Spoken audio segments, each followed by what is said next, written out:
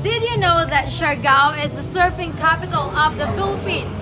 And talking about surfing, it attracts surfers from around the world to come to Siargao just only to experience the powerful waves and the picturesque scenery of the island.